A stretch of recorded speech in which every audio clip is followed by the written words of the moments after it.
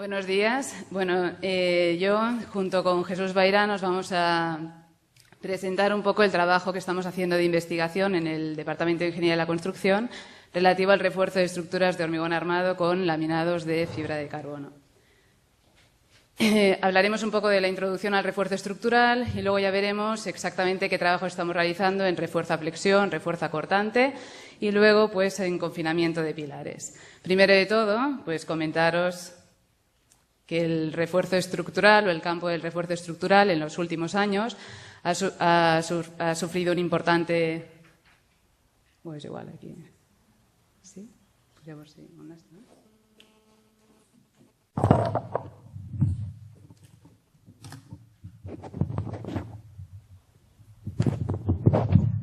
Perdón. Pues como comentaba, el campo del refuerzo estructural en los últimos años ha sufrido pues, un importante énfasis debido pues, que cada vez son mayor el número de estructuras que ya están construidas y que con el paso del tiempo pues, sufren un cierto deterioro que a lo mejor pues, misma su capacidad aportante o bien por ciertos condicionantes de uso pues, se tienen que adaptar pues, a nuevas situaciones. Por ello, pues son, como comento, cada vez más las estructuras que están sujetas o que se tienen que someter pues, a una situación o una actuación de refuerzo o reparación de estructuras y el refuerzo, pues básicamente es la modificación de la estructura que no tiene por qué estar dañada para pues, aumentar su capacidad aportante y en relación a su situación inicial. Entonces, como técnicas de refuerzo estructural, pues tenemos la técnica más conocida o más tradicional sería el refuerzo o el refuerzo mediante recrecido de hormigón armado con la aportación de armaduras. Y en los años 60, pues surgió como nueva técnica el encolado de platabandas metálicas o el encamisado metálico. Y esta técnica, sin embargo, pues resulta que presentaba ciertos inconvenientes como una posible corrosión de estas platabandas metálicas. Por ello, en los años 90 pues, se introdujo los materiales compuestos, los laminados de polímeros reforzados con fibras, sustituyendo estas platabandas metálicas y estos materiales pues, suponían ciertas ventajas a nivel de durabilidad porque presentaban pues, menor corrosión y luego también tenían ventajas a nivel de relaciones resistencia-peso o rigidez-peso que los hacía pues, competitivos, puesto que permitían ahorros en mano de obra, en manipulación, en medios auxiliares, puesto que eran materiales muy ligeros y pese a que su coste era más elevado, pues permitían ahorrar pues, lo que decíamos en medios auxiliares. Estos laminados se pueden utilizar como refuerzo a flexión, enganchándolos mediante una resina epoxi pues en la cara traccionada de una pieza, o bien como refuerzo a cortante, o bien como confinamiento de pilares. Entonces, lo que iremos presentando ahora es un poco los trabajos que hemos realizado, tanto en refuerzo a flexión, a cortante como a confinamiento. En cuanto al refuerzo a flexión, ¿cuál es la problemática principal? Pues que se observa que en la mayor parte de ensayos experimentales existentes se produce el desprendimiento del laminado de forma brusca, prematura y de forma muy frágil antes de que se agote la capacidad resistente del hormigón o del laminado. ¿Qué ocurre? Pues que se produce el fallo antes de lo previsto y entonces las recomendaciones o guías de diseño existentes lo que recomiendan es limitar, cuando vayas a dimensionar, limitar la deformación del laminado para evitar este modo de rotura. Sin embargo, se observa que incluso limitando a los valores que nos dan las guías de diseño, se produce este modo de rotura igualmente. Con lo que nos surge la idea de intentar, o el objetivo de intentar desarrollar una metodología para evitar estos modos de rotura prematuros y así tener un método de dimensionamiento que contemple pues, este aspecto. Por ello, pues, aplicando la mecánica de fractura no lineal, observamos que si limitamos la fuerza rasante que se transmite entre laminado y hormigón, pues conseguimos predecir este modo de rotura y entonces calculamos pues, esta fuerza rasante máxima que se puede transmitir entre laminado y hormigón antes de que se desenganche prematuramente el refuerzo en las zonas pues, más críticas, que serían pues, el entorno de fisuras de flexión o cortante y en el extremo del laminado. Eso nos permite llegar pues, a unos diagramas de interacción cortante-momento-flector que nos indica que si nuestra ley de esfuerzos, si nuestra relación entre el cortante y momento de cálculo está incluido dentro de este diagrama de interacción, no tenemos problema y si no, pues deberíamos aumentar el área de laminado para que no se nos produzca el desprendimiento prematuro del mismo. Eso nos lleva pues, a un método de dimensionamiento que nos permite pues, captar pues, como si dijésemos, el problema principal del refuerzo a flexión, pero lo que se nos plantea posteriormente que es pues, que nosotros queremos dimensionar de forma adecuada y eficiente la solución de refuerzo. Para ello pues, es necesario captar este modo de rotura prematuro, pero también es necesario evaluar de forma adecuada cuál es el comportamiento de la estructura antes y después de reforzarla. Para ello, pues, para hacerlo de la forma más ajustada posible, disponemos de una herramienta, de un modelo de análisis no lineal y evolutivo en el tiempo, que ya se ha desarrollado por los autores pues, en ocasiones anteriores, y donde se le ha incorporado ese criterio para predecir el desprendimiento prematuro del refuerzo. Con este modelo podemos captar el comportamiento estructural instantáneo, diferido en el tiempo, los efectos tensodeformacionales de las ejecuciones que vamos a realizar y además, pues, como luego veremos, tiene múltiples posibilidades en el campo del refuerzo estructural y lo que nos permite es que si nosotros colocamos un refuerzo, pues simular en los cambios que vamos a tener a nivel seccional, a nivel longitudinal, posibles cambios en los apoyos, al introducir pues, apeos provisionales y a lo mejor retirarlos, etcétera. Idealizaríamos la estructura, consideraríamos la no linealidad de los materiales, los efectos de fisuración, plastificación, carga, descarga, etcétera. ¿Y qué posibilidades tiene pues, este modelo? Pues no solo simular refuerzos con laminados de fibra de carbono, de fibra de vidrio o de aramida, que es lo que estamos estudiando, sino también múltiples posibles intervenciones de refuerzo, como recrecido de secciones de hormigón, colocación de nuevos elementos unidos a la estructura original, colocación y retirada de apeos en cualquier instante, desplazamiento, colocación o supresión de pilas, y en esta línea pues hemos estado también trabajando. En concreto, en el campo del refuerzo con laminados de fibra de carbono, hemos simulado campañas experimentales de vigas prefisuradas reforzadas con laminados de fibra de carbono, vigas de apoyadas, vigas continuas, también elementos reforzados con este tipo de material pretensado y hemos obtenido muy buenos resultados a nivel de simulación de las deformaciones, carga de desplazamiento, etcétera, y sobre todo lo cabe destacar que lo que captamos muy bien es el instante en el que se produce la rotura. Esto sería el tema relativo o los trabajos que estamos realizando en relación al refuerzo a flexión. Pasaríamos a ver ahora los trabajos relativos al refuerzo, a la investigación que estamos realizando en el campo del refuerzo acortante. Comentar que el refuerzo acortante con este tipo de material es menos frecuente que el refuerzo a flexión y que el confinamiento de pilares, por varios motivos, entre otros pues por la complejidad de los mecanismos resistentes que no están tan bien definidos. También hay un menor número de campañas experimentales que lo avalan y que tampoco existe un modelo ampliamente consensuado para evaluar cuánto contribuye exactamente el refuerzo con fibra de carbono a la capacidad resistente última acortante de la pieza, puesto que la mayor parte de guías de diseño lo que nos hacen es añadir esta componente a lo que nos resiste la pieza sin reforzar. Y puede ser que este refuerzo nos cambie los mecanismos resistentes de la pieza que tenía inicialmente. Por ello, estamos desarrollando una campaña experimental con el objetivo de cuantificar exactamente la contribución del FRP a la resistencia cortante. Esta campaña experimental pues, está formada por un total de 20 ensayos de vigas de hormigón armado de sección en T para simular un caso más real de un forjado. Y pues estas vigas se ensayan, en realidad son 2 series de 5 vigas que se ensayan cada una de ellas en dos ocasiones para pues, que rompan a cortante. Y pues cada serie consta de una viga de control y luego 2 vigas con cuantía de refuerzo alta y 2 vigas con cuantía de refuerzo baja. Y lo que estamos mirando es que alguna de estas vigas las anclaremos para evitar el desprendimiento, anclaremos los laminados para evitar el desprendimiento prematuro del refuerzo.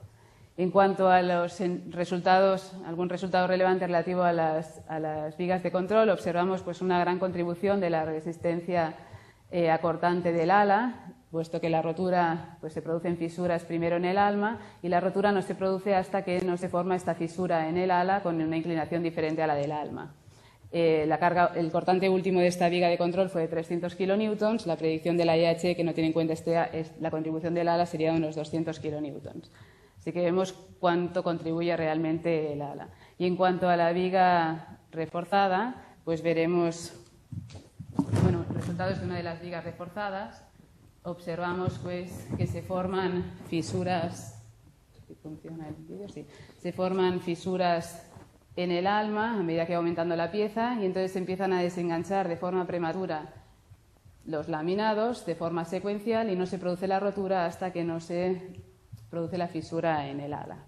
Pues estos serían los trabajos que tienen que ver con el refuerzo a flexión y cortante.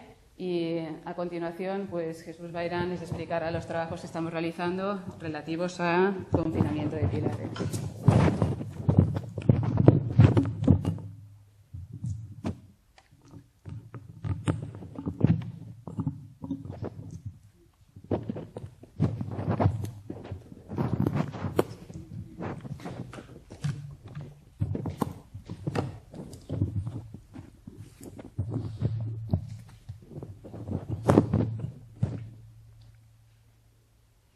Muy bien, muchas gracias. Voy a presentar una campaña experimental que recientemente ha finalizado relativa al estudio de pilares sometidos a compresión y carga lateral, es decir, cortante y flexión. Estos elementos, digamos, tienen un interés particular en el caso de elementos sometidos a esfuerzos sísmicos, a acciones sísmicas, que inicialmente no fueron dimensionados para ello. Pues bien, porque la normativa en ese momento era distinta y no lo preveía, o bien porque tras una revisión de las mismas, pues las acciones sísmicas sabían aumentar. Bien, en nuestro caso estamos preocupados pues, en pilares que en principio podrían fallar a cortante, además de tener fuerza axial, y se hizo una campaña, digamos, donde teníamos un número de pilares sin reforzar. Algunos de estos pilares fueron posteriormente reparados, considerando el daño inicial que tenían, y luego otros pilares que no fueron dañados inicialmente, y todos ellos reforzados pues, con diferentes capas de fibras de carbono.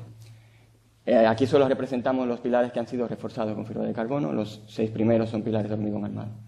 Bien, evidentemente este tipo de elementos tienen una ley de cortantes que es constante a lo largo de su altura. Sin embargo, la ley de momentos, como sabemos, se concentra en la zona inferior, donde sería la zona donde se formaría la rótula plástica. Por ello, allí concentramos una concentración diferente de fibras, de capas de fibras. Sin embargo, en el resto de las piezas del elemento, donde el cortante es uniforme, pues la fibra es el número de capas es inferior, considerando que la ley de momentos es más pequeña. Pues bien, esta es la configuración del ensayo que se ha considerado. Hemos tenido que desarrollar, diseñar y construir implementar en el laboratorio 2 muros de reacción.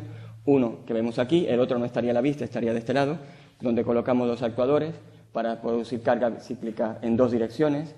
Digamos que es la situación más habitual en pilares de puentes de monopila, en pilas de puente donde tenemos un solo elemento, o en pilas de esquina de edificios inclusive, y la fuerza axial se introduce mediante 2 barras de pretensador vertical y unos gatos que están controlados durante todo el momento en el ensayo para garantizar que la fuerza axial se mantiene. Bien, el esquema de carga que se ha introducido es este que vemos acá. Son cargas cíclicas en 2 direcciones con forma de trébol de 4 hojas, con diferentes ciclos de carga. Para cada nivel de desplazamiento se repetía el ciclo 3 veces, de manera que podíamos también detectar cómo se degrada la capacidad resistente a medida que repetimos una trayectoria de carga. Bien, como resultado preliminar de los ensayos, vemos aquí para comparar los elementos que no estaban reforzados con fibra de carbono. Son elementos de hormigón armado con muy baja cuantía de armadura transversal. Sin embargo, sí que cumplirían con normativas antiguas, la separación de los estribos me refiero. Sin embargo, como vemos, pues es una falla más o menos frágil. No presentan una gran ductilidad. Los pilares, una vez reforzados, lo que nos podemos observar es que primero aumenta la capacidad de resistencia cortante y, por último, muy importante, aumenta su ductilidad, del orden de 1 que tenían los elementos sin refuerzo a cortante, sin reforzar, y luego los elementos reforzados pues vemos que puede aumentar considerablemente su ductilidad. Bien, esto es digamos, muy importante, sobre todo para aplicaciones sísmicas y para aplicaciones de refuerzo de elementos que pues inicialmente no cumplirían una normativa sísmica nueva, pero son elementos antiguos que están en zonas sísmicas y deberían de ser reforzados. Aquí vemos 2 imágenes durante el ensayo. Aquí vemos los 2 muros de reacción, el pilar pues, deformado para un determinado desplazamiento impuesto, un determinado nivel de ductilidad impuesto en una dirección y luego pues, en la otra dirección, como vemos el nivel de deformaciones a los que estamos en lo que estamos sometiendo el elemento. Bien, a nivel de modelos, hemos desarrollado previamente, han sido desarrollados previamente por nuestro grupo algunos modelos a nivel de sección transversal que permiten introducir, digamos, esfuerzos tridimensionales significativos en modelos de barra, elementos vivos, digamos, con el objetivo de poder ser implementados en el estilo de modelos que ha presentado anteriormente Boyer y inicialmente el profesor Marí en su presentación inicial. Elementos barra, estructuras completas, que, digamos, podrían estar sometidas tanto a esfuerzos cortantes como a diferentes niveles de confinamiento. Bien, la base en la que se fundamentan los modelos que hemos desarrollado son fundamentalmente en añadir un campo de deformaciones a la sección transversal nuevo, además del de sección plana, que tiene en cuenta pues distorsiones y alabeo de la sección transversal. Esto nos permite, por un lado, descomponer las deformaciones y las tensiones en dos componentes, pero además descomponer el equilibrio en dos componentes. Por un lado, el equilibrio tradicional, que es el que tendríamos en los elementos Vega tradicionales, y un equilibrio, digamos, adicional entre fibras, debido a ese nuevo campo de desplazamiento, que al resolverlo internamente somos capaces de acoplar todos los fenómenos y reproducir pues el fenómeno de acoplamiento entre, por ejemplo, esfuerzos cortantes y esfuerzos normales, una vez hayan producido esa fisuración inclinada. Bien, además de esto, este modelo es capaz de reproducir fenómenos de confinamiento. Fenómenos de confinamiento, como vemos en este ejemplo, donde sometemos un pilar de una sección rectangular con una determinada armadura transversal, progresivamente a una carga axial centrada, y vemos cómo es capaz de reproducir todo el salto de recubrimiento empezando por las esquinas, salto de recubrimiento total y cuánto aumenta la resistencia del hormigón confinado. Inicialmente podíamos ver que era del orden de 30 cuando empezó a saltar el recubrimiento y que finalmente llegó a resistir pues, el orden de 50. Podemos captar pues, tanto el salto de recubrimiento y de utilidad posterior. Bien, nuestra intención es poder aplicar este tipo de elementos, a este tipo de modelos, a estos problemas de refuerzo de reparación de estructuras existentes y en el caso particular de los pilares sometidos a solicitaciones sísmicas que deben ser reforzados. En este tipo de problemas, pues tenemos, como vimos en el ensayo anterior, un esquema estático como este, una pila de puente, monopila, sometidos a una fuerza axial, una fuerza lateral debido al sismo, y en la sección inferior, que será nuestra sección crítica, pues hay una armadura transversal que produce un determinado confinamiento, pero además debe ser capaz de resistir a fuerzas cortantes. Bien, la problemática en este caso es en los elementos donde la cuantía de refuerzo transversal sería insuficiente para, además de resistir esfuerzo cortante, darle la ductilidad necesaria a la rotura plástica para tener un buen comportamiento bajo su situación sísmica. O bien cuando la resistencia cortante no es suficiente y debe ser aumentada, o la separación de los estribos es inadecuada. En ese caso, pues sería necesario confinar, y ese confinamiento, en el caso de un refuerzo, inicialmente lo intentamos hacer con armadura transversal, pero si ese es insuficiente, como vemos aquí, podría producirse pérdida de recubrimiento, incapacidad de resistir las cargas aplicadas, y pues sería necesario, eso se puede agravar, inclusive si además tenemos en cuenta el efecto del cortante. Como vemos, estos cercos, si no existen cortantes, pues básicamente están sometidos a tensiones relativamente moderadas en la zona fisurada, que la cabeza comprimida, debido al confinamiento que pueden ejercer allí, sí que trabajan más. Sin embargo, a la hora de introducir un esfuerzo cortante concomitante, vemos que pueden plastificar en la zona del área. Bien, una alternativa en este caso es el refuerzo con FRP, que es lo que hemos presentado en la campaña experimental que fue al principio, donde vemos que se alivia bastante las tensiones en los cercos, podemos, digamos, aumentar considerablemente su ductilidad y aumentar incluso ligeramente la capacidad de resistencia cortante. Bien, el modelo numérico que estamos presentando aquí, vemos que puede reproducir adecuadamente la interacción de esfuerzos normales y tangentes, además de el fenómeno del confinamiento. Además, a la hora de poderlo, de utilizarlo como elemento que envuelve toda la sección, un resultado interesante es que se evita el salto de recubrimiento y la caída brusca de resistencia que ocurre cuando se toma lugar. Queda patente la influencia de la interacción de los esfuerzos en producir daño previo, aparición de fisuras iniciales y cómo esto puede afectar a la resistencia posterior de la sección reforzada. Y finalmente, en general, vemos que es difícil alcanzar la capacidad última del laminado de FRP, debido a que el fenómeno de cortante pues, puede producir una rotura previa. Este es uno de los fenómenos que actualmente estamos estamos estudiando. Entendemos que aquí hay una interacción importante entre la rigidez del laminado en sí, que es considerablemente menor a la de los cercos, con lo cual hace falta una expansión importante del hormigón antes que el laminado pueda llegar a desarrollar toda su fuerza. No siempre llega a desarrollar toda su fuerza en el momento en que está sometido a este tipo de esfuerzos, y a veces produce la rotura se produce previamente sin llegar a desarrollar toda su capacidad. Bien, pues, nuestra presentación. Muchas gracias por su atención.